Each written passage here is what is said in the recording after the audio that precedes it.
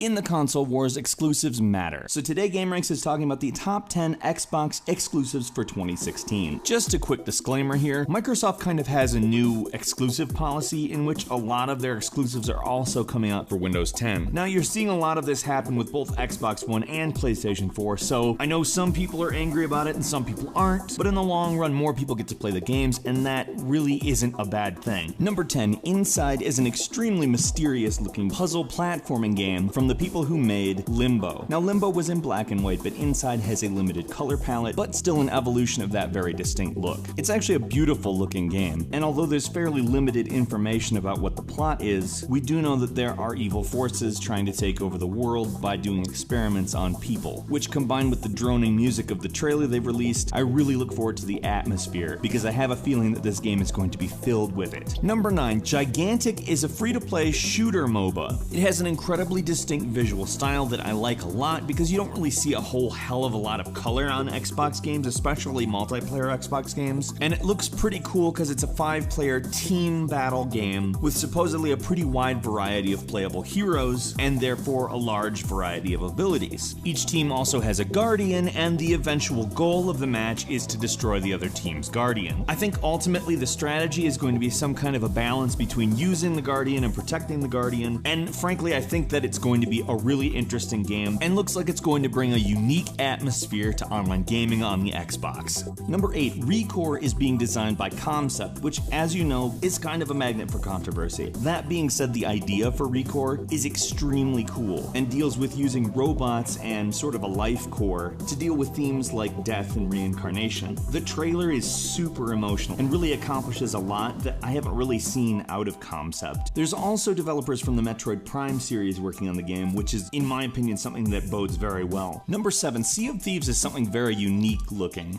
in that it's this sort of idea where you make your own story within this platform of a game. It's being made by Rare, although a lot of the original people from Rare aren't there. It seems like their spirit is kind of carrying on because this is an innovative idea. On top of that, it's gorgeous, and if they're actually able to pull off an open world sandbox create your own story game within a pirate setting, I'm there. Number 6, Cuphead is a game that I don't think I really even need to explain that much if you can see what it is. It's a platformer in the best looking of platformer styles I think I've ever seen, and that's emulating the style of an old Disney cartoon all the way down to film degradation. Now it's a run and gun game, so it's kind of like a faster paced Mega Man or perhaps platformer combined with a bullet hell shooter, but I think it really doesn't even matter what kind of game it is as long as you're okay with platforming and shooting and see it. Like, I realize that making a game that looks like a 1930s cartoon isn't the most unique thing ever done because obviously they made those cartoons in the 1930s, but that being said, it looks so different from everything else. It just bleeds fresh,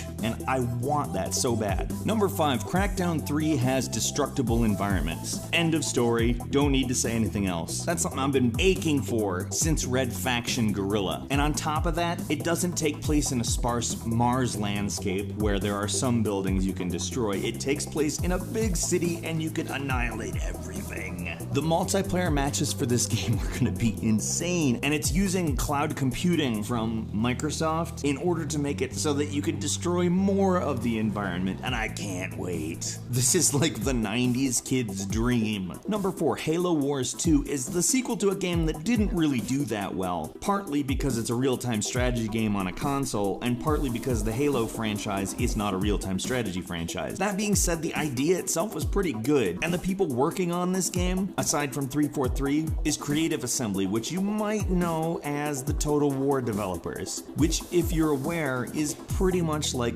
the best real-time strategy games. Halo Wars 2 is kind of a surprise announcement, but at the same time, real-time strategy fans, especially console ones, don't get a lot of announcements like this, where there's potential for something very big. Number 3, Below. Okay, so this is kind of like Legend of Zelda combined with Demon's Souls. And being this game comes from the studio that brought us Super Brothers Sword and Sorcery, which in my opinion is still the adventure game to beat on mobile. Seeing them tackle tackle something that involves more action and describe their game as a super video gamey video game, this is one of my most anticipated, period. Number 2, Gears of War 4. When we found out that Microsoft had bought the Gears of War franchise and hired the person in charge of it to make another game, I don't think a lot of people went, I don't know. Gears of War is a fantastic third-person shooter game that defined so many of the conventions that we deal with in that genre today, and it's a series that as it has matured has gotten better. Gears of War 3 was probably the best of the three, in my opinion at least. So knowing that Microsoft did this but made sure to get the person in charge of Gears of War and a lot of the staff on board for it, it's really hard for me to think this could go anything but really well. And how could number 1 be anything other than Quantum Break? Quantum Break has been a game that has kind of teased us for a very long time. It showed us some really great gameplay elements like time shifting and bullet dodging and stuff that we've kind of seen in other games, but it expanded upon it in such a way that it looked beyond cool every time we've ever seen it. Every time they show more gameplay of this, it's easy to get more and more hyped for, because if it actually gives us what it's claiming it's going to give us, this is going to be one of the best games of all time. How can you not put that at number 1? Which one of these games are you most excited for? Leave a comment, let's have a discussion about that. If you like this video, please click the like button, of course. And if you're not subscribed, now's a great time to do so. We make brand new videos every single day of the week, and the best way to see them first is a subscription. As always, thank you very much for watching this video, and we will see you again right here next time on GameRanks.